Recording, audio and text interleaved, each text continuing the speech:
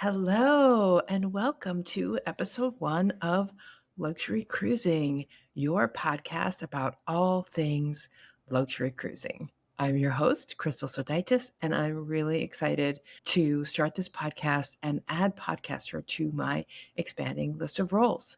If you've never encountered me before, I'm a mom, I'm a life coach for neurodiverse physicians, I'm a healthcare executive, and I'm a Pure Barre enthusiast.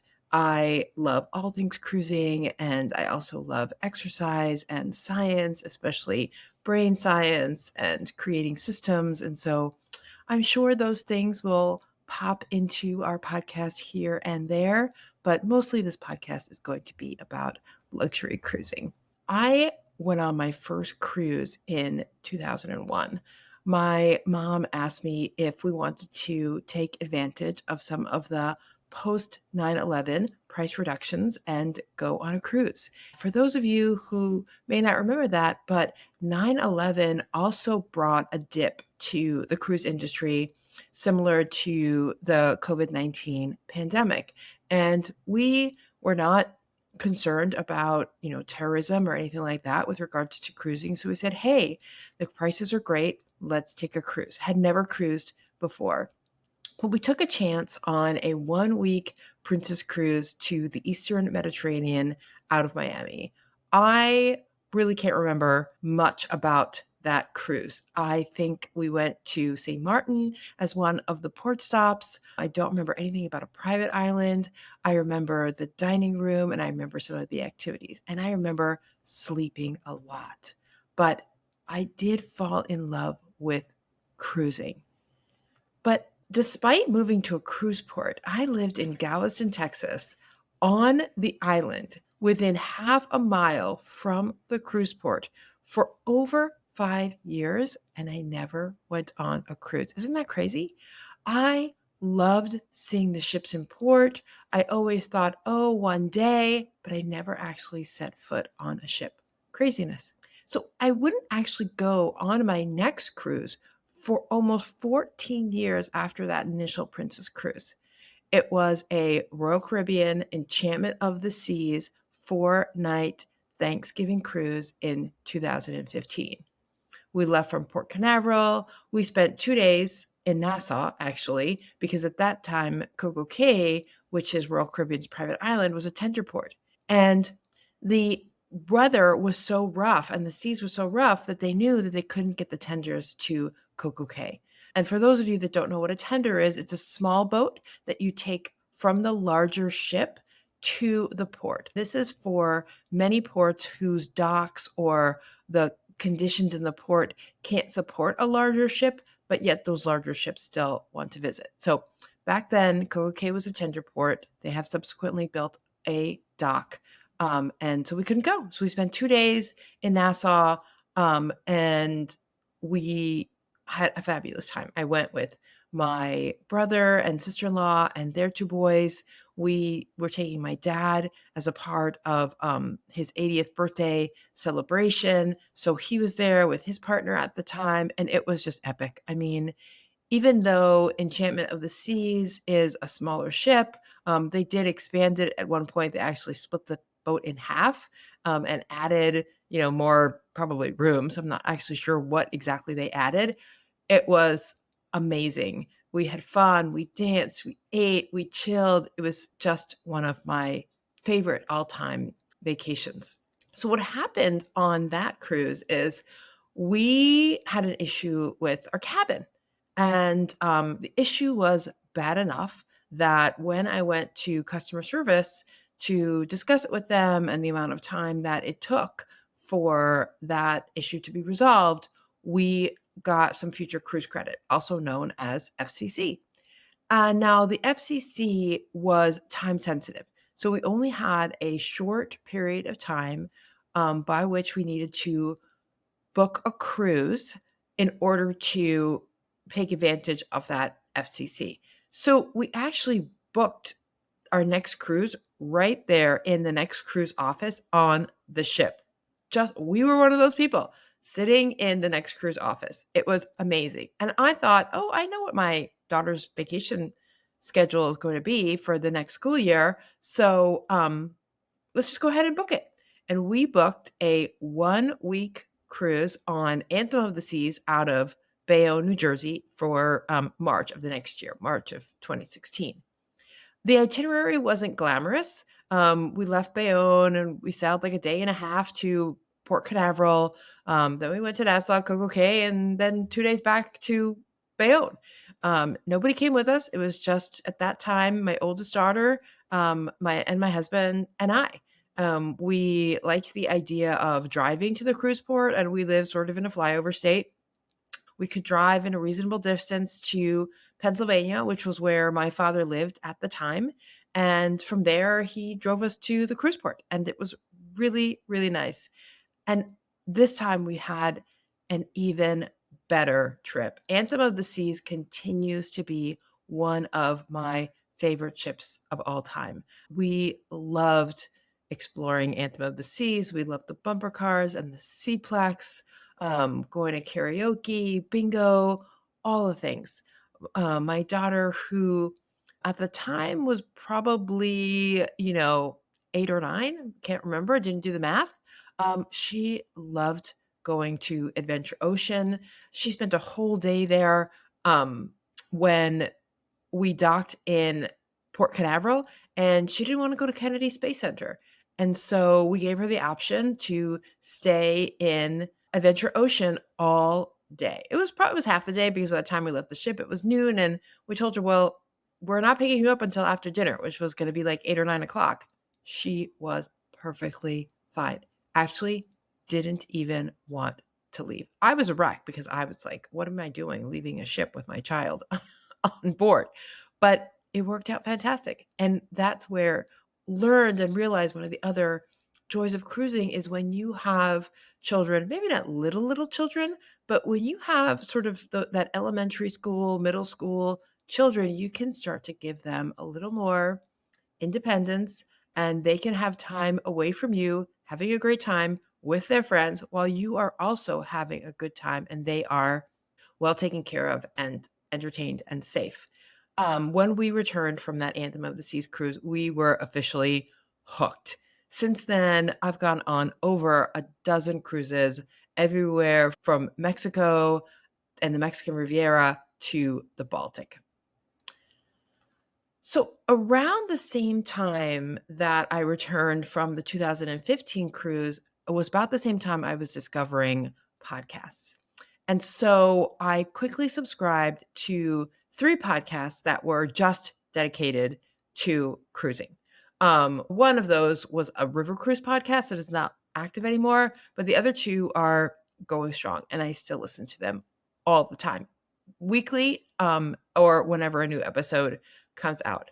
Many of the other podcasts that I have subsequently sort of, picked up on really focus on mass market or contemporary cruise lines like Royal Caribbean, Carnival, Norwegian, MSC. Every once in a while, there's an occasional sprinkling of a higher end line like Celebrity or Holland America or Princess, Disney, but really not much else. Nothing really outside of that. We'll call Holland America, Disney, Celebrity premium lines, but really nothing much out of that. There's very little about the luxury crewborns, the Seabourns, the Regent, right? The Oceana, right?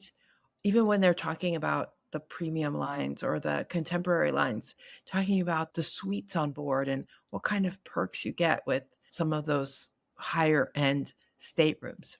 I have always loved luxury. For those of you like me in Generation X, you might remember Robin Leach, Lifestyles of the Rich and Famous. Millennials had cribs. These days, well, I don't even know if Keeping Up with the Kardashians is like for like people these days. It seems like Keeping Up from the Kardashians is like 10 years ago.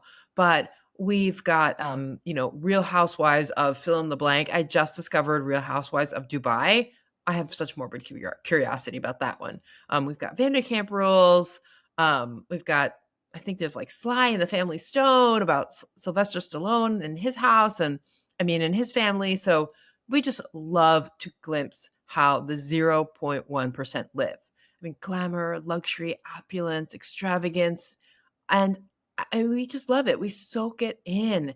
And I love the idea of taking a luxury cruise. Truth be told, I have not yet taken a luxury cruise. I've never been on one of the, luxury lines.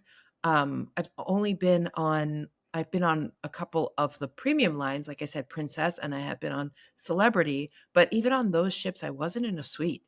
But I love hearing about luxury. I love living vicariously through other people who have experienced luxury. It's just fun.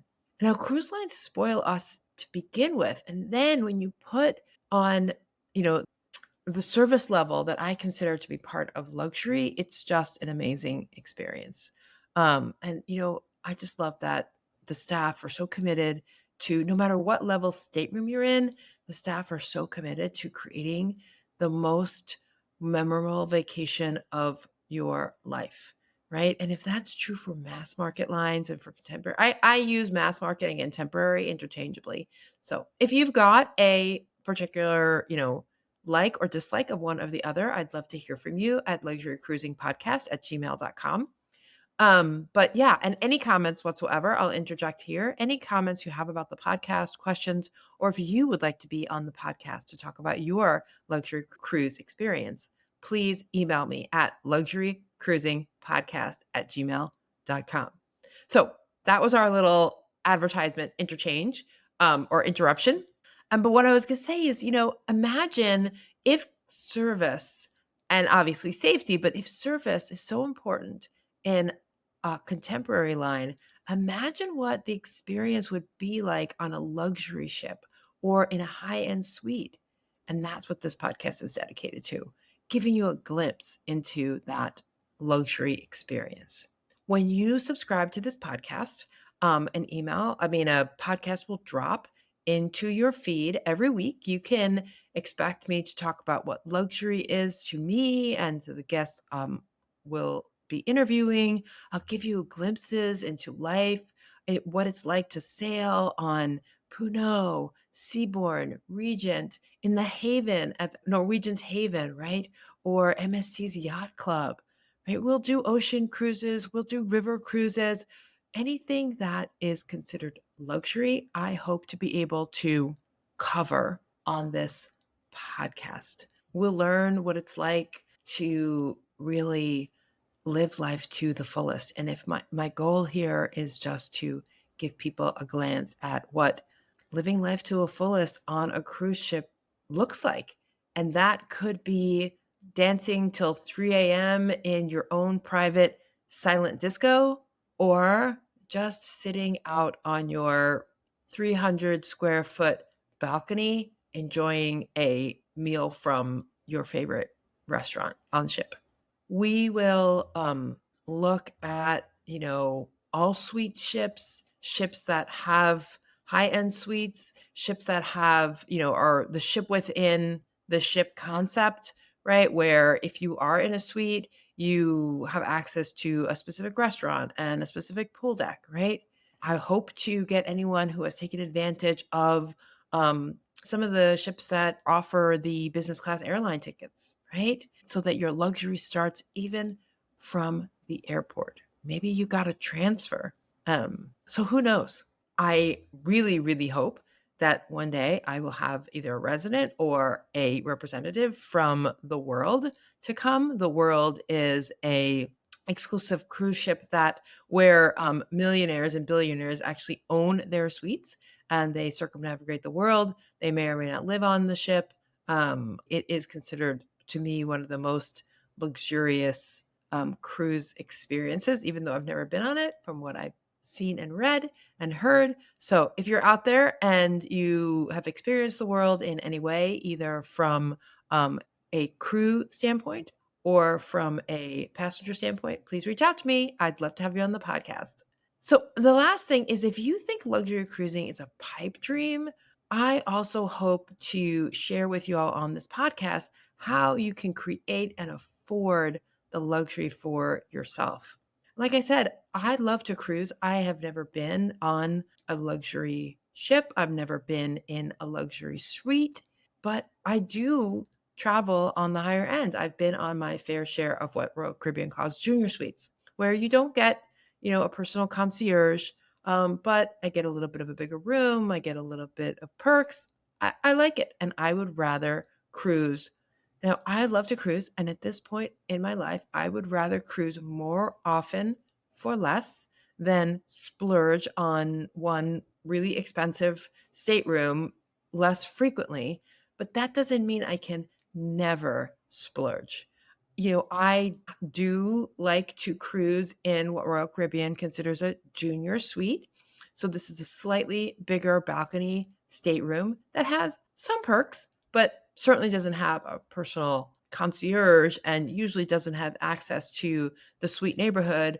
And so, yeah, it's nice, but it's not what I would consider luxury. But yet, I do have a luxury cruise scheduled. And at the time of this recording, it hasn't happened yet. And I hope to talk about that in a future episode about why we chose this cruise, how we afforded it, and ideally what the cruise was all about and how it went. So I just want to sincerely thank you for listening to episode 1 of this podcast. I hope that you will join me again as I, continue and learn about this podcasting world and the world of luxury cruising. And so, if you would like to join me on the podcast and tell me about your luxury cruising experience, please email me at luxurycruisingpodcast@gmail.com. That's luxurycruisingpodcast@gmail.com. And until then, until our next episode, I wish you dreams of luxury cruising and unforgettable journeys ahead. Thanks.